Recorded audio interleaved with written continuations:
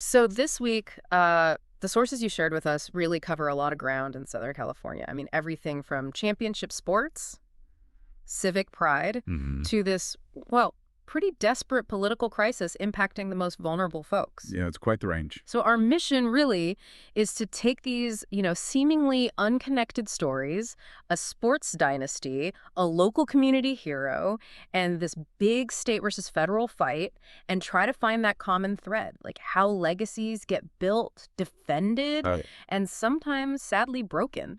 it's a fascinating stack for a deep dive, actually, because, on the surface, what connects the Dodgers winning back-to-back World Series, Mhm. this big celebration Right. with a really heartfelt tribute to a stylist in Bakersfield, Yeah, and then the immediate human cost of the government shutdown on food aid. exactly. Well, like you said, it's legacy. Hmm. But maybe more specifically, it's about capital, commercial capital, social capital, political capital, Yeah. how it's built, how it's defended. Okay. So we'll look at the huge Dodgers party, the kind of surprising wisdom from this local business legend, Darwin Young. Right. And then we really have to get into the weeds on the legal and legislative stuff California's doing, pushing back against the feds, stopping food aid like CalFresh. Okay. Okay, let's unpack this. Maybe start where the champagne's still flowing. Sounds good. Yeah, the conversation is pretty much cemented now. The Los Angeles Dodgers, they're a dynasty. It feels official now. Right. Back-to-back titles. That's their second straight, third in 6 years.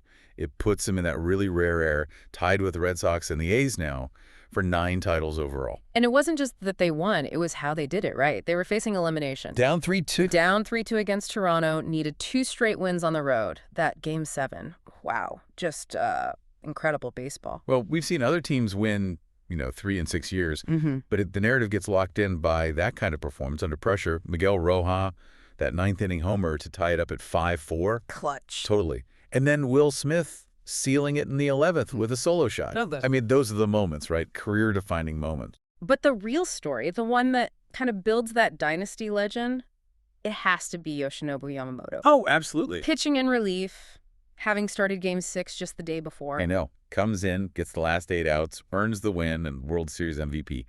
That kind of willingness to just push past the usual limits, forget the arm cost for a second, that becomes part of the team's mythology, doesn't it? Yeah, the core of the legacy. And what's really interesting here is how the sources capture both things. That high stakes, almost superhuman performance, Mm-hmm. and then the immediate, community payoff. The celebration. Remember, 2020 didn't have a parade because of the pandemic. Right, right. So they Uh-huh. made up for it this time. Big time. 50,000 fans for the rally. Kicked off by Ice Cube. A huge fan himself. Exactly. And the ambition was just out there. Owner Mark Walter immediately jumped on that three-peat idea. Which Shohei Ohtani started, right? Speaking in Japanese, saying he was thinking about a third time. And then Mickey Betts just hammered it home. He's the only active player with 4 rings now, and he's talking about wanting to fill the hand all the way up. Wow. So it's a very public, very commercial legacy being built. Capital earned through wins, celebrated loudly. Okay, so let's hold that idea of legacy, of capital, and look at a completely different kind being built. We go from this massive downtown party All right. to a much quieter, but maybe just as profound moment of recognition down in Bakersfield. Yeah, we're talking about Darwin Young. He's a third-generation stylist, battling Parkinson's now at 66. And his cousin, Tracy Jackson, organized this incredible preemptive tribute for him. A legacy celebration not based on titles, but on decades of service. Exactly. His salon, who's Bad Beauty and Barber, Great name. isn't it? Apparently his mentor, Jerry Spencer, thought it was hilarious at first. Yeah. Named after the Michael Jackson song, obviously. Right. But it became way more than just a business. The sources say it was like the absolute cultural heart of Bakersfield's Black community. Less like a shop, more like an extended family hub. And his background, he didn't even start in Harris, right? No, his first love was cooking. He was a fry cook. But he found his calling in styling, really perfected it around 1977. And Jerry Spencer, his mentor, the Pacesetter Salon, she made a point of saying he had this genuine interest and he didn't have an ego like some male stylists. That's telling. It speaks to why people trusted him, maybe. I think so. And that trust carried through to how he mentored others. Pamela Gordon, she started as his assistant, then became an independent contractor. She said his big lesson was just be on time. Simple, but powerful. Because, he said, your client becomes family. Yeah. That kind of simple, reliable discipline, Yeah. and that's how you build long-term social capital. Yeah, absolutely. And that social capital, it clearly turned into real economic influence, too. Oh, definitely. He wasn't just, doing one type of hair. He could do any style. Yeah. Served everyone, black, white, Hispanic clients, got featured in Jet magazine, launched his own line of hair products. But maybe his biggest impact, community-wise, came from these huge fashion shows he organized, like multi-day events that drew people and businesses from all over California, NorCal and SoCal, helped boost other businesses, like his cousin Tracy Jackson's clothing line. That's amazing. It's like building an entire ecosystem. Pretty much. Right. And Patrick Jackson, who's president of the Bakersfield NAACP branch, he summed it up perfectly. Said Young embodies the essence of what the NAACP is all about: community, creating opportunities, and economic development. He did a lot of quiet philanthropy, too. Scholarships, mentorship, stuff behind the scenes. So it's a legacy built on consistency, on reliability, on service. Exactly. And reliability is precisely what seems to have just vanished for millions of Californians right now. Yeah. That consistent, reliable federal safety net. It's failing. Yeah, which sets up this stark contrast, doesn't it? The reliability Young built versus the sudden unreliability of federal aid. This brings us to the really urgent political situation. The government shutdown, it's been over 4 weeks now, and it's created this deliberate crisis around SNAP, the Supplemental Nutrition Assistance Program, CalFresh, here in California. The Trump administration refusing to release contingency funds. Critics are calling it a man-made famine. It's really hard to square that image, the 50,000 celebrating the Dodgers, Right. with the immediate fear hitting 42 million Americans who might lose their food aid. And the sources are clear. This seems to be the first time the federal government has intentionally stopped food aid during a shutdown.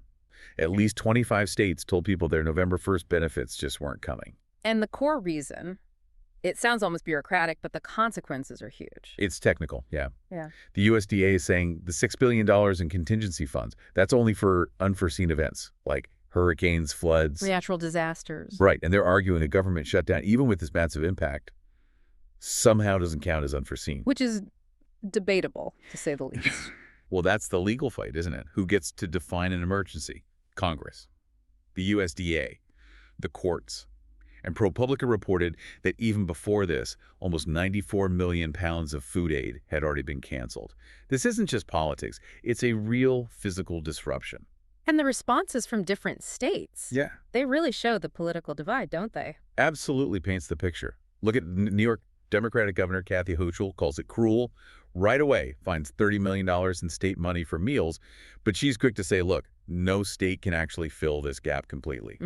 Massachusetts Governor Maura Healey basically called out Trump as the first president ever to cut off SNAP like this. Okay, but then you look at Virginia. Right.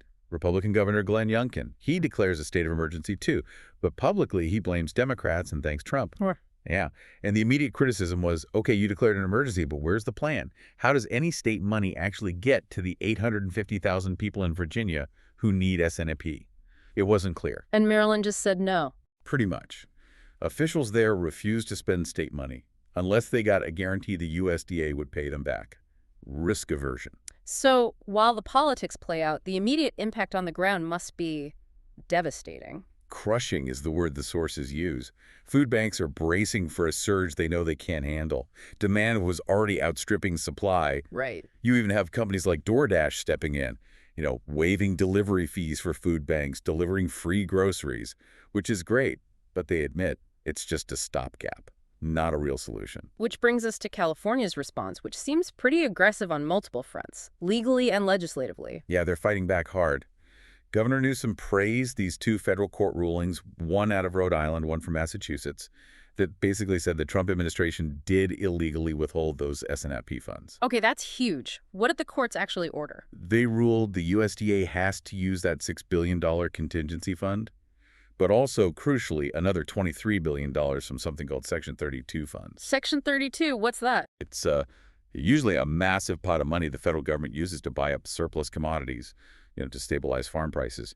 Tapping into that gives a much bigger cushion than just the $6 billion emergency pot. Got it. So a big legal win. A major one. Yeah. And California was part of the lawsuit with 22 other states.